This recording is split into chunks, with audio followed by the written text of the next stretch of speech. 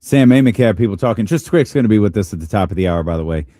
Sam Amick had people talking, an appearance on Run It Back. He was talking about Scott Perry and how he is telling ownership that it could be another 3 to 5 years before this franchise gets on track. Sam Amick tweeted they I guess aggregated. They pulled what Sam said from the podcast. NBA Central put it up on their social media channels. Sam Amick added some context through Twitter and said, to be clear here, there is no pushback from Kings owner Vivek Ranadive regarding their current plan. The point, which was said in a big picture sense, is that Scott is making it clear from the top on down that they need to be very patient and prudent here. 3 to 5 years. 2027 is your 3. We're not Sam Amick. We haven't, been covering the league for 20 plus years. We're not one of the most respected insiders, in the game. Does any of this sound familiar? Any of it? Because we literally had this conversation a week ago. You're not going to be able to fix this immediately. And it sounds like when you this is not what Sam said. When you pull context, it's clear the people who want this team picked apart and a tanking of sorts, you're getting it. It might not be happening this second, because I don't. Maybe he did. Maybe he didn't. I don't know that anybody expected the season to die so quickly. But you're going to get it. If Scott Perry is telling Vivek Ranadive, it is going to take time to fix this. He's going to pick this team apart. You're going to get your wish, and Scott Perry is going to put a mountain of pressure on himself, his front office, and his scouting department to nail these drafts that they hope to accumulate some more picks for in the coming weeks and months. It's one of those things that, for me, when I would put a time frame on it or years on it, I just went with past history. You can get the pick right and get the guy that you need, but a lot of these guys don't get there. They don't even get to the playoffs within 3 years. Like, I look at some of these number one picks.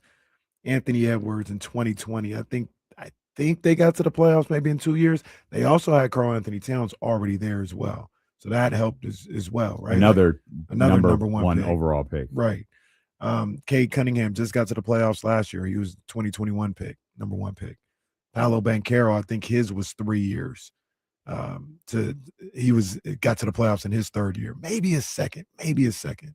But yeah, Franz Wagner there. Like, there was a accumulation of draft picks and Cole Anthony and Jalen Suggs and all this other stuff. So they don't all get to play at the same time this year, but right. That's the state they're in. But even if, like, you get this pick coming up correctly, and this is a guy, you're going to need to add to that. It's going to take 3 or 4 years. And in Cade's case, in Paolo's case, we're talking about the Eastern Conference. We ain't talking about the Western Conference and trying to get to the playoffs there. So for me personally, it just always was that's just the time frame of it. If you're going to bottom out like the way you want to, I think to get back to where you were in 2023, being team one. I'm not even talking championship. That, who knows if that'll ever come and how long that takes to get there. But to get back to where you were in 2023, I always looked at it as 3 to 5 years and closer to 5 years than 3.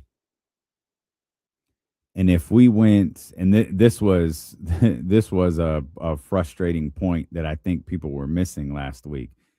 the Kings, if we 3 to 5 years, we can include this one, I guess. I'm not. It hadn't even started. That's perfectly. They don't even have the draft pick. That's perfectly fair with me. So I'm trying to play the. Yeah, I hear you. We'll Devil doesn't need more advocates. let's say things go great in the next 2 months, and it gets torn down.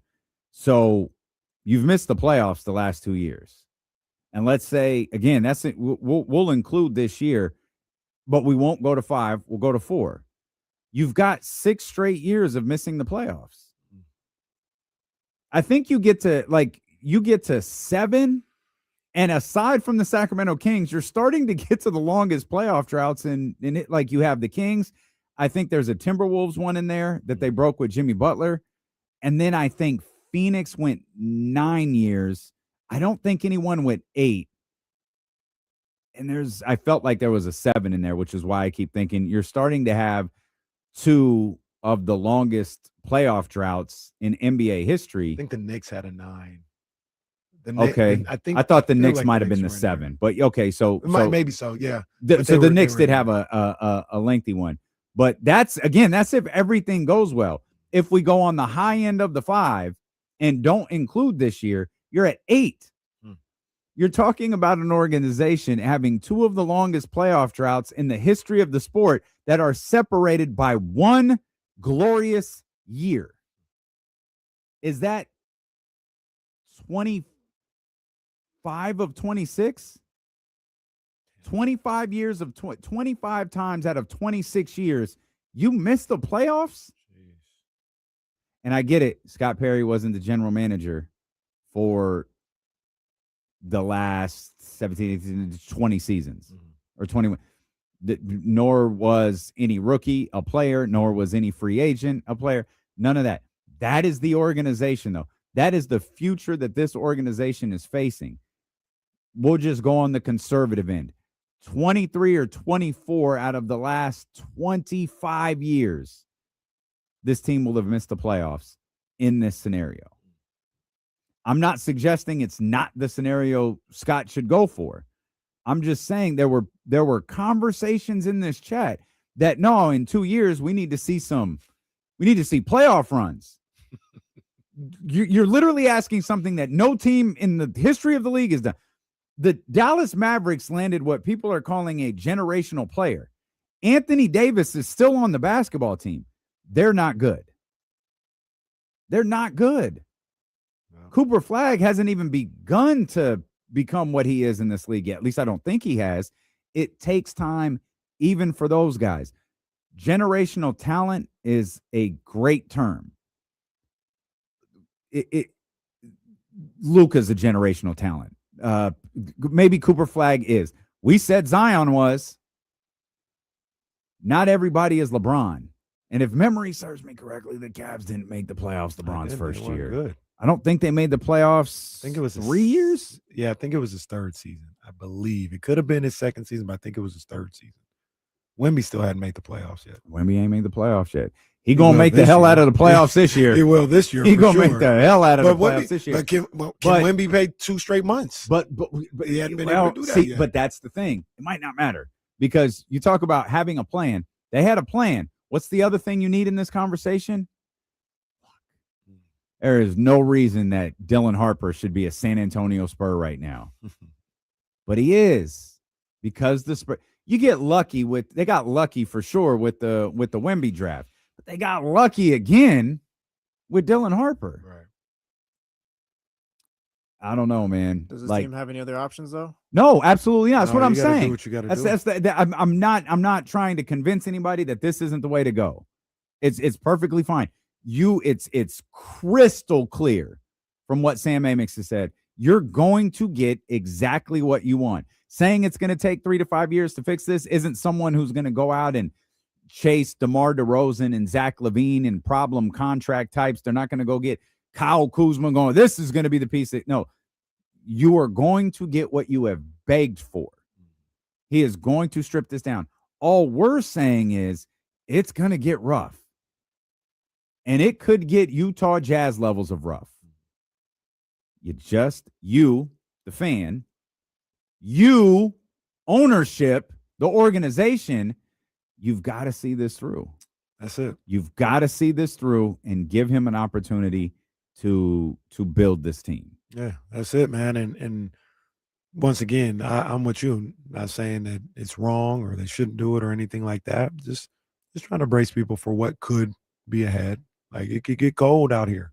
It could get real cold out here for a couple years. And that, once again, not saying that's the wrong way to go. That's just the reality of it. Like they think it's bad now. Like there might be some times when you don't have you might have 2 NBA quality players on the roster. Everybody else is kind of like kind of fringe, G League. If he was with the right team, maybe he'd be on the league. But you got 2 or 3 guys that are like, nah, these guys would stick on any team in the league. It might be that. But yeah, but like I guess look at it now. Like, how many NBA guys do they got? And how many wins? Like it's just like, yeah, they got NBA guys now, and they only got what 5 wins, 6 wins. No, you're right. But I would say some of those, Like I guess some for of Kings those, fans, there's not going to be a difference. There's a bad team now. It's going to be a bad team just with younger players and some fringe guys, I guess. no, what I was thinking though is like even with some of those guys, some of them, not a lot, right? But some of those guys that you have on here with this bad team, you can turn them into something. Like you might be going out there with what was my man's name? The second round pick, he was really buff. Woodard. Robert Woodard. You could be running around Bob. with Bob Woodard's out there, and that's not gonna net you anything in return. Yeah. It's just the process of it, though. That's all it is. And once again, I'm not that's what you got to do. I'm all for it. Do what you need to do. Just once again, preparing everybody for it could get cold out here for some time. Mm-hmm. For some and time. In the difference between, for some of you, not everybody, the difference is you've got to be okay shivering. Mm-hmm. Because some of you, this is what you wanted. And it's like, I get it. They're bad with vets. There's nothing to look forward to. It seems like the only possible direction is down, and not a gradual slope down, but like straight down, like that old ride at Waterworld where you had to lean back and cross your arms and just slide down. I didn't get on that. I think it was called No, Cliffhanger, but I'm not sure. No, sir. That one. That's the direction this franchise is very clearly going. Mm-hmm. And you're just going to have to be okay being cold. Because right now, you're not cold, you're angry. Mm-hmm. You're pissed because you're not getting what you want and the team sucks. And I get it. But when you get what you want and it is upstate New York freezing out there, we just got to show up and cheer. Got to tap in. Got to talk about, we got to be hyped for Summer League again. It is in Scott Perry's best interest. You know what you can do to really help this fan base that hates not yours, but your organization's guts right now? Make sure your ass has the California Classic next year. Make sure that it doesn't go to San Francisco anytime soon. Tell Joe Lacob, step off, Grandpa.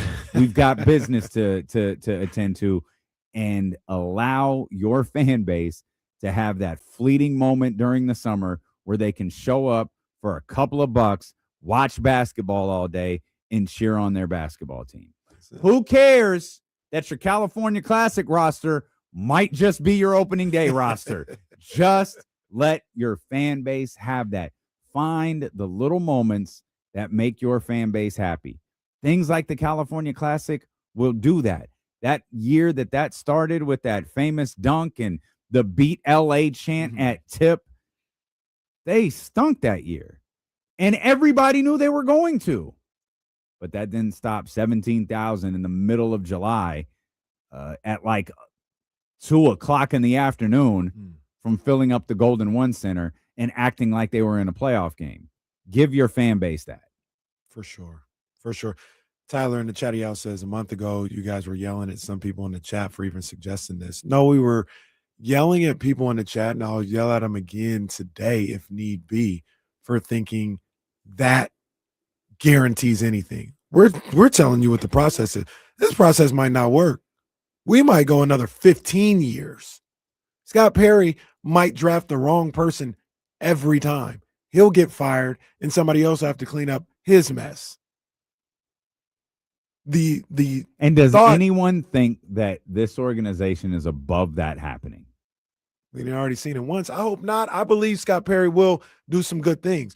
All we ever said is it's not a one-to-one correlation of if you tank, you will be good.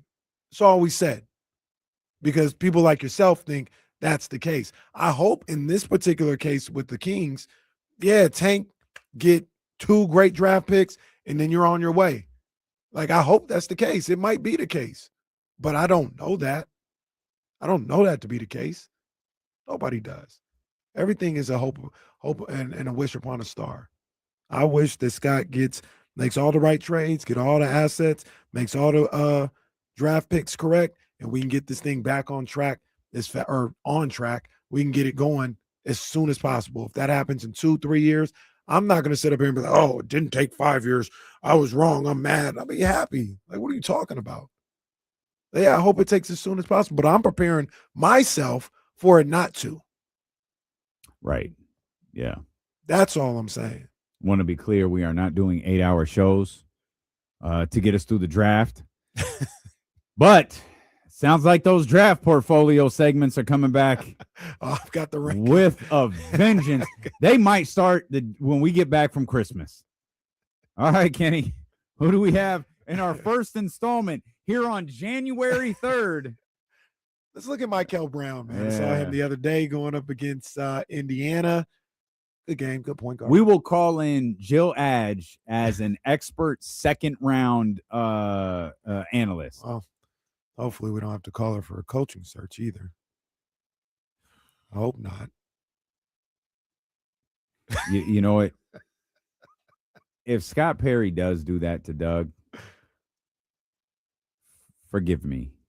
I really hope the Sacramento Kings' next head coach isn't on their roster already. You know what I mean? I smell what you're because I will feel a very, very specific type of way about Scott Perry if that winds up being the case. Now, I'm not going to prepare myself to feel any type of way about Doug being fired or about Mike Woodson being named the head coach because it hasn't happened. And I'll give these guys an opportunity to let me down or not. But I will feel a certain type of way if the Kings' next head coach is currently on Doug's staff. Because it will go back to what we said after, I don't even know what game it was at this point, but it was a clip that we had that seemed to piss a lot of people off. You've set Doug up to fail. And you as just a person will not be able to regain my trust in the way I evaluate you. I hope that's not what's happening. If this season goes by and you don't think Doug is fit to be your head coach, again, I'm going to feel a certain way about it. I'm not going to agree with it, but I'm going to give you an opportunity to fix it. I don't think Mike Woodson is fixing it.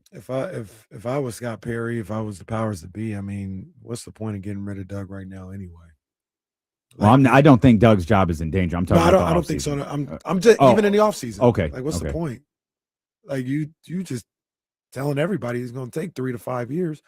The guy that you think is the coach isn't going to make you win next year. Yeah, that's a great point. Yeah. So why not just go ahead and sign Doug? Save face so D'Lo doesn't beat your ass. Well, that wouldn't happen. I'll fight you. Save face and just keep him around. To a certain degree, be a sacrificial lamb for this process that the Kings are about to go. Well, see, I'm not okay with that either. I know. Don't keep him around. Do you think Doug is a good head coach for you or not? If the answer is no, then do what you have to do. If the answer is yes, sign him to a contract that shows that. Is Doug out here making Kenny Caraway money and not NBA coach money? That's why he's in trouble making Kenny Caraway. I don't have no money. Well, that's what Sam Amick's report was. No, neither does Doug. Money. Doug's still relying on the reality TV residuals that come in for his show. Are we even sure that Scott Perry was like, yeah, I want Doug Chris to be my head coach? I don't know. I'm not sure about that. I have no idea.